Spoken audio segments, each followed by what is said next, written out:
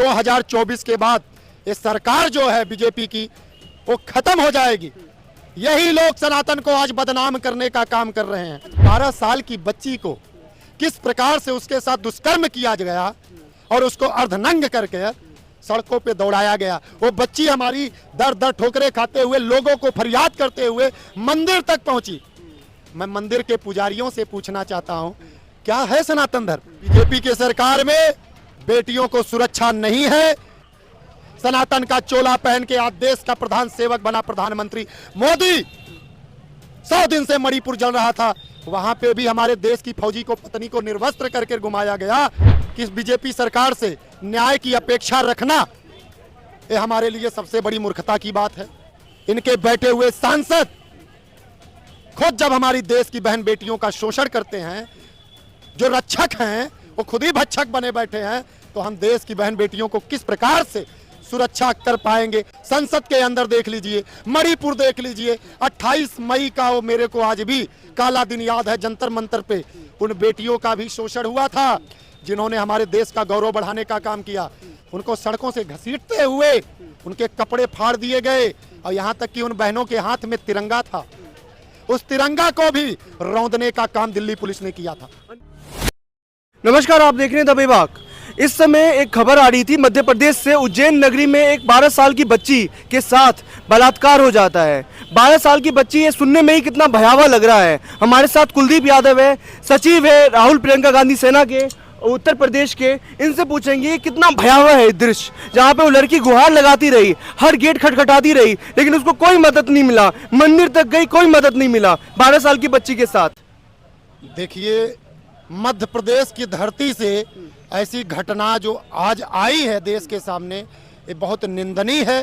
एक 12 साल की बच्ची जिसे दुनियादारी का पता नहीं चलता है, ना उसको मालूम है कि दुनिया कैसी है, और वहीं से पंडित धीरेन्द्र शर्मा शास्त्री जी जो आए दिन सनातन को मजबूत करने का और हिंदुत्व को मजबूत करने का बीड़ा उठाया है। मैं पहले तो पंडित धीरेन्द्र शर्मा शास्त्री जी से मैं प्रश्न करना चाहता हूं, आप कैसे गुरु हैं?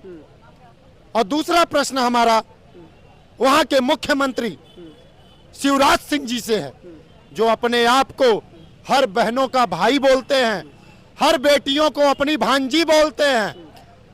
आज उनकी सरकार में, उनके राज्य में मुझे पता चला कि वो कई किलोमीटर तक अर्धनंग होकर दौड़ती रही और लोगों से मदद की गुहार करती रही, और पूरा लहूलुहान हो मेरी बच्ची, लेकिन कोई मदद नहीं किया। मैं पूछना चाहता हूं कि आज मामा के राज्य में वहां की सरकार ने वहां के धर्मगुरु पंडित धीरेन्द्र शर्मा शास्त्री हमारे देश के युवाओं को क्या शिक्षा दे रहे हैं? ये शिक्षा का प्रमाण आज मध्य प्रदेश से है। बेटी बचाओ बेटी पढ़ाओ देखने को मिल रहा है। ये जुमला है प्रधानमंत्री मोदी जी का, बेटी बचाओ बेटी पढ़ाओ। कहां महिला सुरक्षित है? महिला कहां सुरक्षित है? बताइए, जो उज्जैन में हुआ है कितना ही भयावह होगा वो घटना। उज्जैन महाकाल की नगरी है, उज्जैन महाकाल की नगरी है। ये सिर्फ पेपर और न्यूज और कागजों में इनकी सरकारें चल रही हैं। जो 2024 के बाद ये सरकार जो है बीजेपी की वो खत्म हो जाएगी। यही लोग सनातन को आज बदनाम करने का काम कर रहे हैं। सनातन का चोला पहन के आज देश का प्रधान सेवक बना प्रधानमंत्री मोदी। 100 दिन से मणिपुर जल रहा था, वहां पे भी हमारे देश की फौजी को पत्नी को निर्वस्त्र करके घुमाया गया, और 100 दिन के बाद हमारा प्रधान सेवक 20 सेकंड के लिए स्पीच देता है और क्या बोलता है कि आज मेरा दिल जो है बहुत तकलीफ में है, बस इतना कह के निकलने का काम करता है। बेटियां कितनी असुरक्षित है जिस तरीके से उज्जैन में घटना हो जाता है?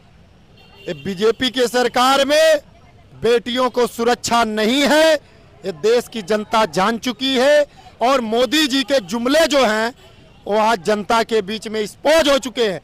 क्योंकि आए दिन ये जो घटनाएं हम देख रहे हैं, इनके बैठे हुए सांसद खुद जब हमारी देश की बहन बेटियों का शोषण करते हैं, जो रक्षक हैं वो खुद ही भक्षक बने बैठे हैं, तो हम देश की बहन बेटियों को किस प्रकार से सुरक्षा कर पाएंगे। संसद के अंदर देख लीजिए, मणिपुर देख लीजिए, 28 मई का वो मेरे को आज भी काला दिन याद है। जंतर मंतर पे उन बेटियों का भी शोषण हुआ था जिन्होंने हमारे देश का गौरव बढ़ाने का काम किया। सांसद गुंडा का ब्रिजभूषण शरद सिंह, जिसके ऊपर पॉक्सो एक्ट लग गया था, ऑन द स्पॉट गिरफ्तारी, लेकिन वो बहनें भी 38 दिन तक जंतर मंतर पर बैठी रही। और जिस दिन प्रधानमंत्री जो बोलते हैं बेटी बचाओ बेटी पढ़ाओ, उन्होंने किस प्रकार से न्याय दिया ये पूरा विश्व ने देखा। उनको सड़कों से घसीटते हुए उनके कपड़े फाड़ दिए गए और यहाँ तक कि उन बहनों के हाथ में तिरंगा था, उस तिरंगा को भी रौंदने का काम दिल्ली पुलिस ने किया था। और न्याय मिलेगा उसको, उस उज्जैन की लड़की को जिसके साथ ये घटना घटी है? देखिए पत्रकार महोदय, मुझे कहने में कष्ट होता है कि इस बीजेपी सरकार से न्याय की अपेक्षा रखना ये हमारे लिए सबसे बड़ी मूर्खता की बात है। प्रधानमंत्री जी के कहने में और कथनी और करनी में अंतर है।